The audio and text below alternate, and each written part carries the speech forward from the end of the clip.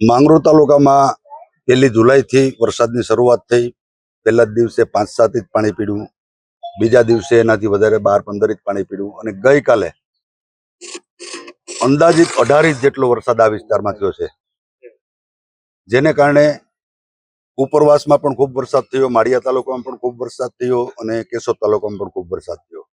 અહીંથી આગળ આપણે ઊભા છે ત્યાંથી બસ અડધો કિલોમીટર દૂર નોલી નદી જે માળિયામાંથી આવે છે અને આ લાંગડી નદી જે માળિયામાંથી આવે છે અને આ નોલી નદી કેશોદથી આવે છે।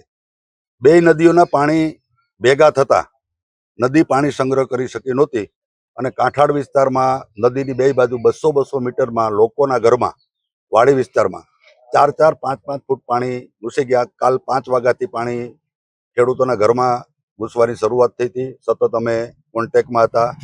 મેં માનનીય મામલતદારશ્રીને પણ લઈ જન્મમાં રાખ્યા હતા। અમારા ધારાસભ્યશ્રી રાત્રે 10 વાગે રાજેશભાઈ ચુડાસમાનો પણ ફોન આવ્યો કે એક પરિવાર અટવાણું છે તેનું શું છે, પણ ત્યાં તપાસ કરી તો વાંધો નહોતો। હવે એમાં રસ્તાઓની તકલીફ હતી। ગઈકાલે મેં 10 વાગે એનડીઆરએફની ટીમ માટે વાત કરી, મામલતદાર શ્રી માંગરોળને, ડેપ્યુટી કલેક્ટર સાહેબે વાત કરી, પણ એનડીઆરએફની ટીમ કેશોદથી રસ્તો બંધ હોવાને કારણે તેમજ ભંડુરીથી આજ સેપાવાળો જે રસ્તો આવે બંધ હોવાને કારણે એનડીઆરએફની ટીમ અહીં પહોંચી શકે એમ નથી।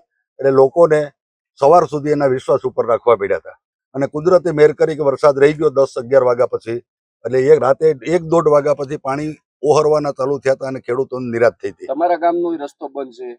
અમારા ગામનો કનેક્ટિવિટી રોડ જે નોલીના પુલ વેરાવળ હાઈવેથી જોડતો રસ્તો છે સંપૂર્ણ બંધ છે। એના માટે મેં સવારે ટીડીઓ સાહેબને જાણ કરી છે કે પંચાયત આરએનબીમાં કયો અને રસ્તો સાફ કરાવો, ત્યારે લાઇટ ચાલુ કરશે। એની અમને કોઈને કદાચ અઠવાડિયું જીબી ને બધું ઊભું કરવામાં થશે। નુકસાની ખેડૂતોને ઘર વખરી અને મોલાતની પારાવાર નુકસાની છે। ખેડૂતોની દિવાલો ખેતરોની તૂટી ગઈ છે, નાળિયેરીના ઝાડ ઉપડી ગયા છે, વીજળીના પોલ પડી ગયા, નાળિયેરીના ઝાડ કયા હિસાબમાં આવે, એટલે નુકસાનીનો કોઈ અંદાજ જ નથી। સરકારશ્રી જ્યારે સર્વે કરે ત્યારે જોશું એમ।